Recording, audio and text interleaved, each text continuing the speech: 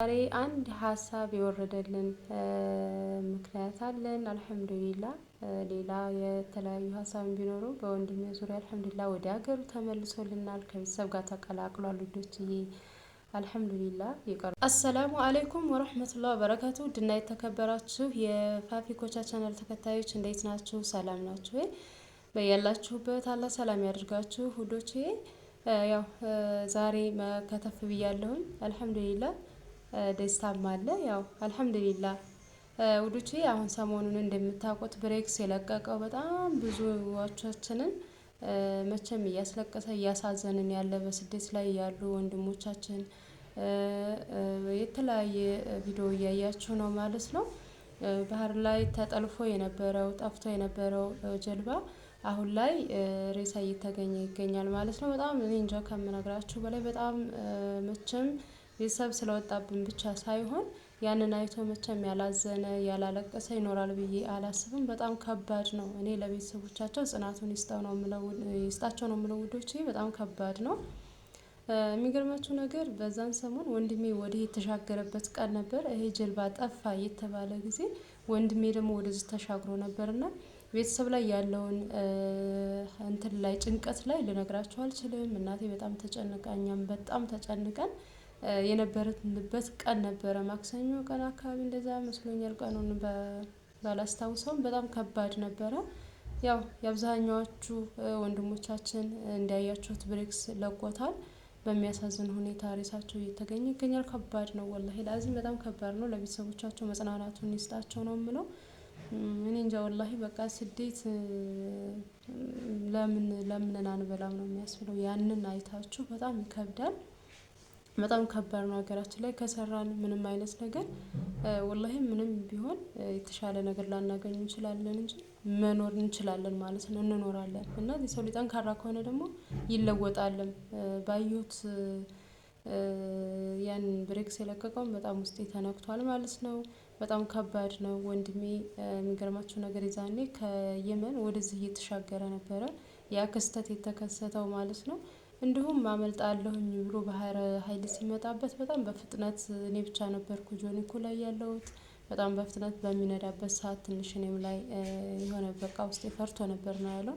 ምክንያቱም እነሱ ከቀረቡት እኔን ገልብጦኝ ነበረ የሚሄደው ምናምን እያለ ብቻ ያለውን ነገር ሲነግረን በጣም ነበር እንትን ያልነው። ያው ከሚነግረንም በፊትም በጣም ሀሳብ ላይ ነበርን። ሲነግረን ደግሞ ይብለጥ በቃ የሆነ አለ አይደለ ውስጣችሁ በጣም እንትን የምትሉት ነገር አለና በጣም ከባድ ነው ማለት ነው።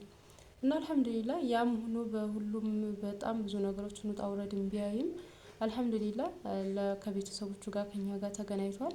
በሰላም እኛም ጋር አግኝተነዋል ማለት ነው። ግን ከባድ ነው ውዶቼ ወላሂ በጣም ከባድ ነው። የሰው ልጅ ስለ ቤተሰብ ብቻ ከእኔ ወይም ደግሞ ከእናንተ ስለወጣ ብቻ ሳይሆን ሞላው ኢትዮጵያ ውስጥ ላይ ማንኛውም ህዝብ እኔ እንጃ ማንም ሲሞት መቼም ውስጣችን ደስ የሚለው ህዝብ የለም። ምክንያቱም እንደሞት ክፉ የለም ማለት ነው። በተለይ ባልሆነ ነገር ማለት በቃ የምታዩት ነገር መቼም የሰው ልጅ አሟሟቴን አሳምርልኝ ነው የሚባለው። በእንደዚህ አይነት ሁኔታ ሰው ልጅ ሲሞት በጣም ውስጣችንን ይሰማናል እና አላህ ይራህማቸው። ከባድ ነው ወላሂ ከባድ ነው። በጣም ይከብዳል።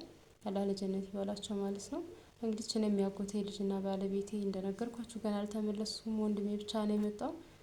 እነሱንም በሰላም ለሀገራቸው ያብቃቸው። እናንተም ብትሆኑ በየሰው ሀገር ላይ ያላችሁ እኔ እንምጣ እንኳን ስሏችሁ ወላሂ አትምጡ በሏቸው። በጣም ከባድ ነው። አሁን ላይ ያለው በተለይ ከዚህ እንኳን አልፎ እንኳን ድንበር ላይ እንኳን ራሱ በጣም ብዙ ነገር ነው ያለው ማለት ነው። እድል አውጥቶ ምናልባት ሊያልፉ የሚችሉ ሊኖሩ ይችላሉ። ከዛ ውጪ ግን አንድ ሞት ነው አንድ ማለፍ ነው። እነሱም ይሄን ቆርጠው ነው የሚሄዱት። ግን በጣም ከባድ ነው። እዛው ናችሁ ወንድሞቻችሁ ወይም ደግሞ ማንኛውም አካል ስለመምጣት ቢያማክራችሁ በውጭ ያላችሁ እህቶቼ ምንም አይነት ነገር ቦታ እንዳትሰጧቸው እንዲመጡ እንዳታደርጓቸው ማለት ነው። ማለት መቼም ሶሻል ሚዲያ ላይ የተለቀቀውን ማንኛችንም እያየን ነው። አሁን ብዙ ነገር በተስፋፋበት ሁኔታ ማንም አያየውም ብዬ አይደለም ያንን ቪዲዮ እና ሁላችሁም ብትሆኑ በቃ ለመምጣት እንኳን ይሄ ነው ብሎ ቢያማክሯቸው እንኳን ፊት እንዳትሰጧቸው ማለት ነው። በጣም ከባድ ነው። በጣም ከባድ ነው። አንደኛ ብራቸውን እንኳን ከፍላችሁ እዛ ብዙ ነገር ደላላ የሚያሰቃዩ አሉ። በጣም ይከብዳል። ብሬን ከፍያለሁኝ እና ምናምን የሚባል ነገር አይደለም። እንደልባችሁ ሆናችሁ እንትን አትሉም ይከብዳል። እና ይሄ ሁሉ ነገርም እያለ የአሳራት መሆንም አለ ይከብዳል ውዶቼ። እና ኑ ቶሎ እንዳትሏቸው ነው የምለው። ለመምጣት እንኳን ሀሳብ እንኳን ቢያቀርቧችሁ እንዲመጡ ፊት እንዳትሰጧቸው ማለት ነው። እኔ አልሐምዱሊላህ ወንድሜ መጥቷል። ደግሞ የቀሩትንም በዱዓችሁ አትርሱኝ ወደዚሁ እንዲመለሱ ማለት ነው። ያጎቴም ልጅ ገና ነው ወደዛ ለመሄድ ነው እሱ እያሰበ ያለው። አላህ አሳክቶለት ከገባ የሚግባ። እኔ ግን ቢመለሱ ነው የምለው። ምክንያቱም ከዚህ የበለጠ የምታዩት ነው ድንበርም ላይ በጣም ከባድ ስለሆነ ወደዚሁ ቢመለሱ የተሻለ ነው ብዬ ነው የማስበው ውዶቼ። እና ኢንሻአላህ ሼር ላይክ ሰብስክራይብ እያደረጋችሁ አበረታቱን። በሌላ ቪዲዮ እስከምንመጣ ድረስ ሰላም አለይኩም።